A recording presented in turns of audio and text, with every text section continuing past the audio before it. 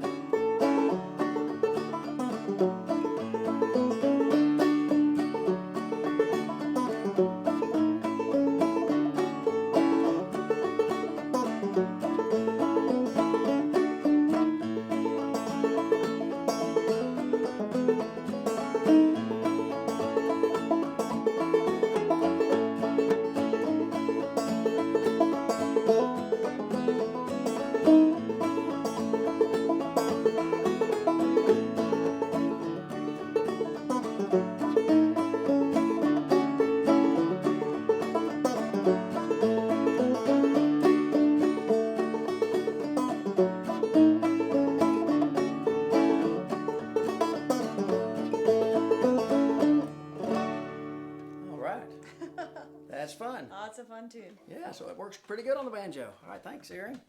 Certainly. So I'm going to just scoot over here and get in the banjo seat. Oh, that's pretty good. So I'm tuned, like I say, in A tuning. And it works pretty good. It works really good on the first part, since it's in the key of A, a little harder on the second part. And what you'll find if you try it in a D tuning, it'll be the other way around. Your D part will go great, and your A part will have to be finagled a little bit. So finagle is the another term for the banjo. You got to finagle the banjo. So let's just kind of go through this. First of all, just thinking about the chords for a second, because the first part starts on the one chord, and we're in A tuning, so it's going to be, it's your open tuning is A. And then I'm just doing either kind of a D7 shape. Since I'm tuned at A, that would be my E7 sound. And string-wise for A, I'm just doing 3 and 4. And for the 7 chord, I'm doing 4 and reverse the bass. So that would work good for just a backup. Might do a walk.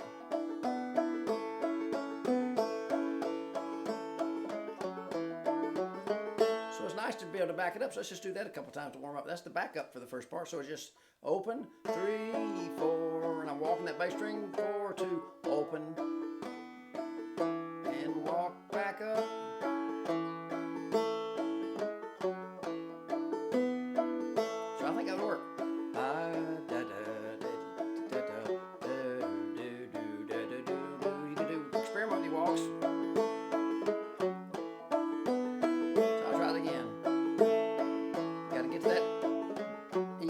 D7 shape.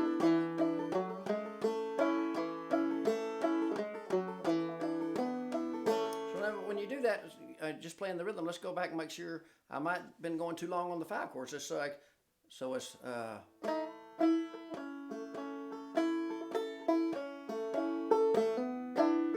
got to get back there. So I was going too long. So let's think of the melody. So you just have one back there. So you go quicker. Oh, we discovered something. That's good. And that's something I think you'll find when you're playing something, just thinking of the rhythm. Make sure you're thinking of the tune also, because see, I was holding that, the 7 chord sounded so good, I was just staying there. So let's get the backup straight now. So we got A chord twice, and the 7 chord once, back to 1 chord. And you do that again. A chord twice, and the 7 chord back to A. That's the first part. And you can do walks, but you just got to get back right away. That's good. Repeat that.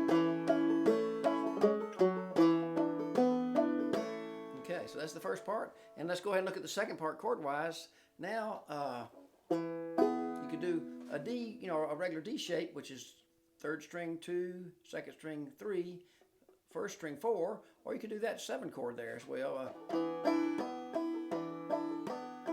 And you're back. So this is longer on both chords get equal time. I think so. It's like, so we have to go, instead of another thing I just noticed is really good, that a common problem when you're looking at tabs and chord charts and things. See, I looked at that D chord and I put a D shape on the banjo. So I'm actually got to remember I'm in an A tuning, so a C shape. So I'm showing you all the mistakes right out on the video, which is pretty good. That's a good way to learn. So my C shape is what I need.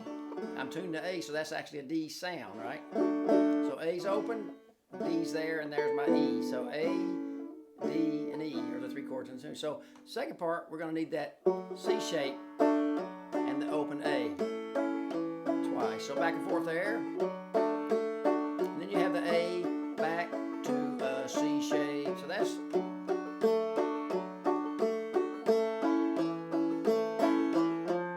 experiment walks.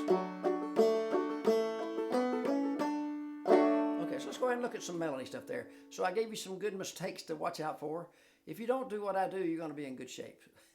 So the first part, it has a nice, and it works out great, like I say, in the key of A. So I have a little sliding tuning checkpoint from 2 to 3. Slide there, and then I hit the first string and the 5th with a, and then we're going to work a little drop thumb with index and thumb, string-wise, 2, 3, 2, 5. So the first little phrase sounds like this. So let's just do that a few times. That's the first little, very, very banjo-y and very fun. So slide 2 to 3 on the second string, and I'm getting that, you could get the first string in there if you like.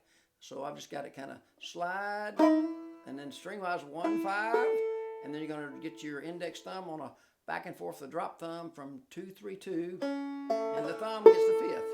Okay? I'll do that a few times just on a loop.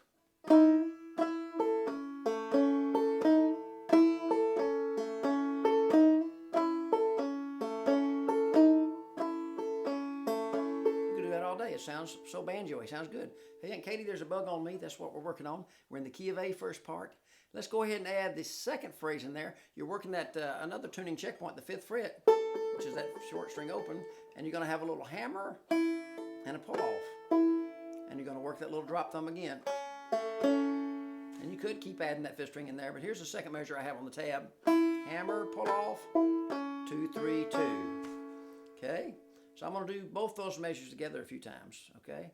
But I guess before I do that, just looping one measure is a great way to, I'm going to keep continuing that for a second. So I'll do that hammer open 5, pull off 5 open, and the little string-wise index thumb on 2, 3, 2. So it'd be like this.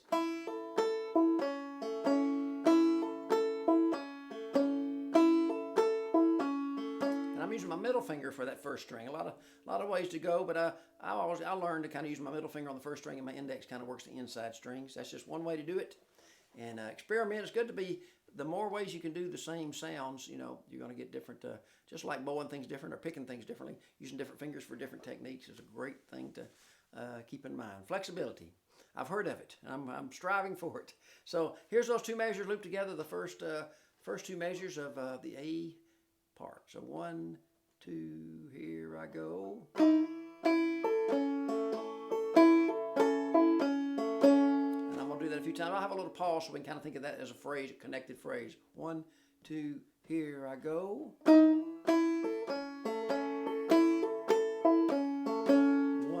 2, repeat again. Couple more times, go.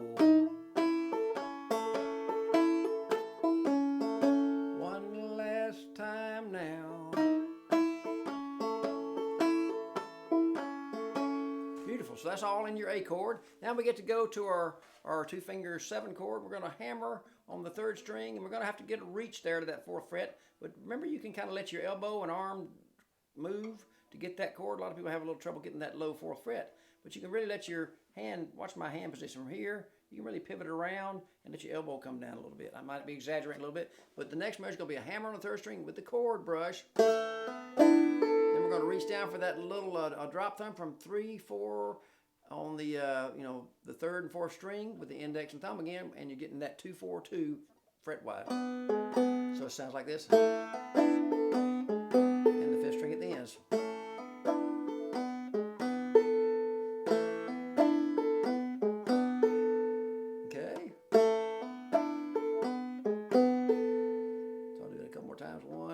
to the 7-chord hammer, brush, drop, thumb, 5th string. So same kind of maneuver we're using the 3rd and 4th string instead of the 2nd, 3rd. And the last little end of that is going to be going back to the A chord. Remember that we got back quicker than I realized earlier. So we have a open 2nd fret hammer on the 3rd string, and back to that little 2, 3, 2 drop thumb. So hammer, open 2 on the 3rd, and then just work the index thumb back and forth, 2, 3, 2 string wise, open. So let's link those two together. The 7-chord hammer, drop thumb, 5th string, hammer, 2, 3, 2.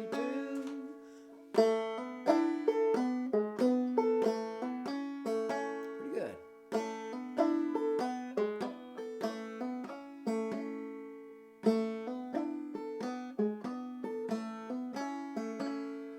Okay, so let me do all 4 of those measures. That's halfway through the tune, right? We're going to get some repetition there and an ending phrase, and you'll have the whole first part. So not too hard there. So a lot of fun to play too. Just sounds like a good old fiddle tune. So 1, 2, here I go.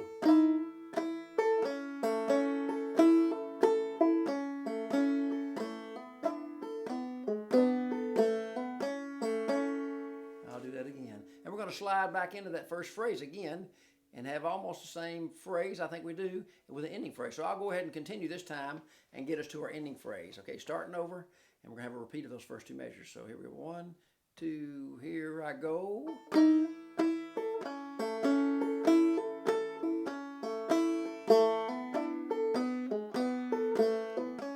Slide early. And here's the ending phrase. It just works that a scale up on the 1st string, open, 2, 4, open, with a little bit of thumb, and you can do a pull off. And the 5th string, so open, 2, 4, open, and I'm doing a 5th string after the 2nd fret, thumb, and a pull off, 4, open, just to make it a little more banjo-y.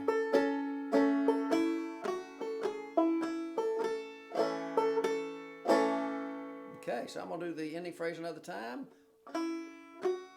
So with the thumb, 4, open, pull off, open string with the 5th. I'll loop that a few times.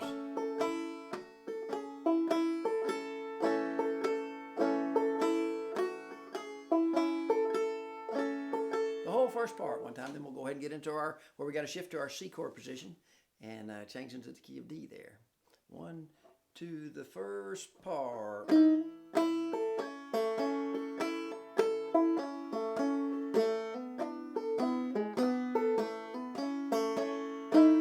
Early slide.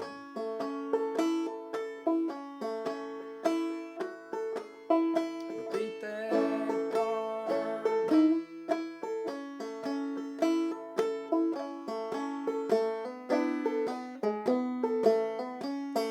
Slide, wait. High scale.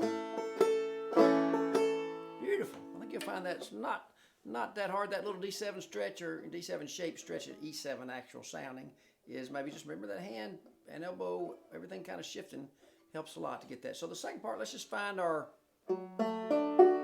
C shape there. I got the 2nd fret low, 2nd finger, 2, and the 2nd string's 1, and the 1st string's 2. So open, 3rd string.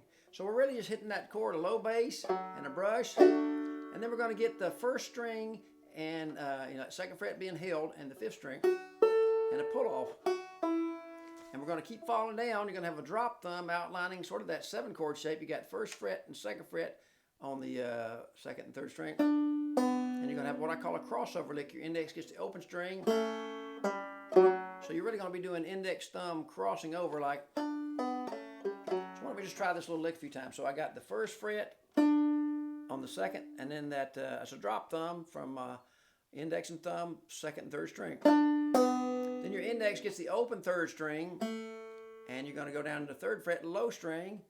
Thumb gets that, and again your index gets the 2nd fret. So it's, if I'm talking about my right hand, it's index, thumb, index, thumb, index. So you're doing a scale with that chord. I call a crossover lick. Your fingers kind of get crossed over there. And we start out with the chord, a brush. Then you start the first string, second fret with the fifth following, and a pull off, two open, and you start that cascade there. Index, thumb, index, thumb, index. Sounds like this. And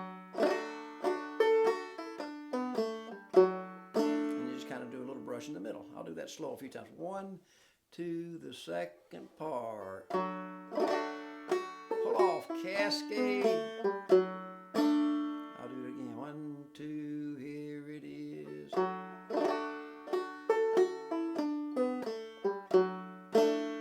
One more time, a little slower. Pull off, index, thumb, index, thumb, index, brush. And just kind of keeping your fingers down as much as you can, not pulling them off. It helps a lot there. That's our D phrase, our C shape. And then we go to open strings, which is nice. We have open first and second with a little thumb on the second 4 beat. So 1, 2, 1, 2. Just adding that thumb on every other beat. And we have a little climb. Da, da, da, da, da. A lot of ways to do this. I did it with a first fret note and an open pull off. So my second finger, or third finger actually, pulls off the open string on the first string. So picking the second string with the index, and your left hand pulls off. You got to put that down. So we'll try that a few times. You're really outlining a C shape, but you have an open string first. Open, pull off, and a plant. Second string, open first, and second fret. And we're going to slide after that to the third fret and the fifth string, and just to open brush. That's the whole, let me do that whole first four, the half of the second part. C shape, real slow. Open, 1, 2, and this climbing scale. Does that again. Then this time you have kind of copying that high lick, you know, but we're in the going from the third string open and 2, second string open to the second and first string C shape. So it sounds like this, ending phrase. So the whole second part there.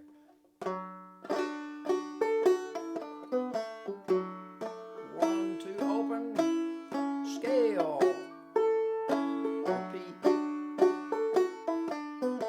third string climb, and the chord, repeat that.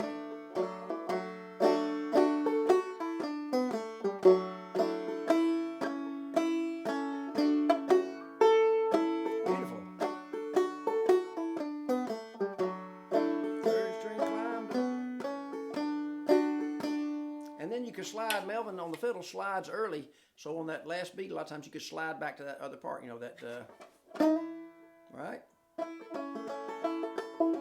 So what I'll do is just I think what I'll do for the last little thing here is play both parts, just kind of a medium, kind of easy going thing you can practice along with there.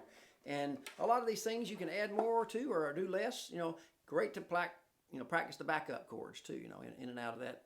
Play the chords one time and then do the melody. So here's both parts. I'm just going to do the melody, and you can practice the chords. All right.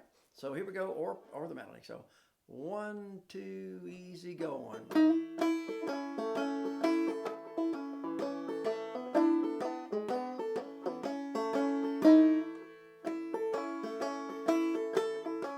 High scale.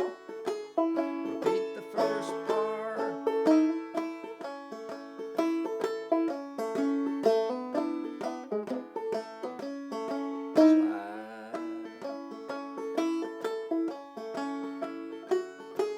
Second part's coming up.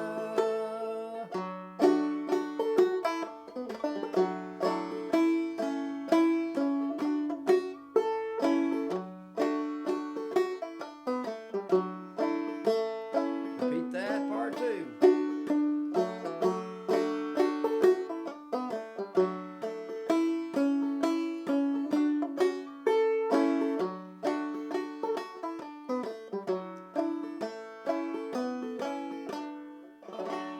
You might end on that part. You could end on either part, I think, really, but I know Erynn was ending on that part, so that kind of makes sense.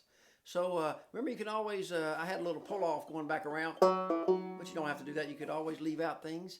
And the more you play the tune, the more you're going to find ways to maneuver it, different ways to do the phrases. And what, your style, so to speak, you'll find what works for you. And if you might like a slide or a hammer in different places, a lot of those sound the same. So anyway, I think you'll enjoy playing this on the banjo in the A tuning, and I hope you'll try a double D tuning and see how it works out and get back to me on that. Let me know how that works. So that's the next thing to try when you have a tune that's in two different keys. Try both tunings, which favors either one. So D tuning and the A part will be a little trickier. And here we have the A tuning, which the A part works good and the C part's a little trickier, the C phrases. Or actual D though. So anyway, enjoy this tune. Keep playing your banjos. It's a fun one.